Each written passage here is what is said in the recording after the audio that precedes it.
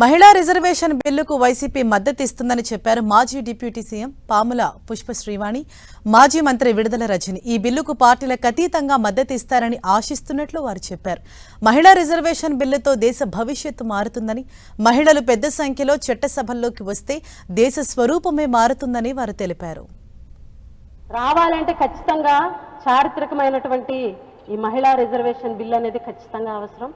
ఆ బిల్లు ఈ రోజు పార్లమెంట్ లో ఇంట్రడ్యూస్ అవడం నిజంగా చాలా సంతోషాన్ని వ్యక్తం చేస్తున్నాం.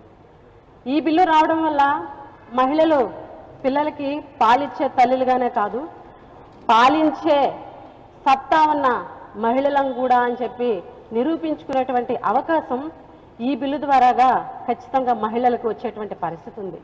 అంతేకాదు ఈ బిల్లు ద్వారాగా చట్టసభల్లో కానీ చర్చల్లో కానీ మహిళా సమస్యల మీద, మహిళా హక్కుల మీద, మహిళా సాధికారత మీద చట్టసభల్లో పాల్గొని సలహాలు సూచనలు పంచుకునేటువంటి అవకాశం దక్కుతుందని కూడా ఈ సందర్భంగా తెలియజేస్తున్నాం.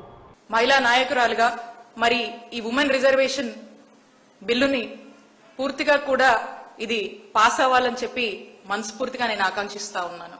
ఎన్నో సంవత్సరాలుగా మరి ఎన్నో దశాబ్దాలుగా చట్టసభల్లో మరి ఈ 300 రిజర్వేషన్ కల్పించాలని జరుగుతున్నటువంటి దశాబ్దాలుగా ఉన్నటువంటి వింటున్నటువంటి వస్తున్నటువంటి ఈ యొక్క కళ ఇంత కాలానికి నిజం కాబోతుందంటే నాకు చాలా సంతోషంగా ఉంది. ఈ బిల్లుకి సంబంధించి దేశవ్యాప్తంగా అన్ని పార్టీలకు అతీతంగా కూడా మరి ఈ బిల్లుకు మద్దతిచ్చి అందరూ కూడా చట్టబద్ధత దీనికి కల్పిస్తారని నేను ఎదురు చూస్తున్నాను.